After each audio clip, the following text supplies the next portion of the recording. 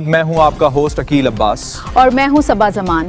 چلتے ہیں آج کی علاقائی خبروں کی جانب۔ سلمان حیدر قلندری 12 ربیع الاول کو عید میلاد النبی صلی اللہ علیہ وسلم کے انتہائی بابرکت اور مقدس موقع پر صوفیاء کرام کے عظیم مرکز حضرت سخی لال شہباز قلندر رحمۃ اللہ علیہ کے دربار اقدس پر حاضری دیں گے۔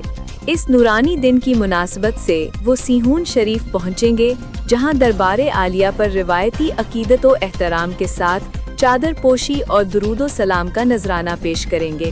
اس مقدس حاضری کے دوران سلمان حیدر قلندری ملک پاکستان کی بقا، سلامتی، خوشحالی اور امن و امان کے لیے خصوصی دعائیں مانگیں گے۔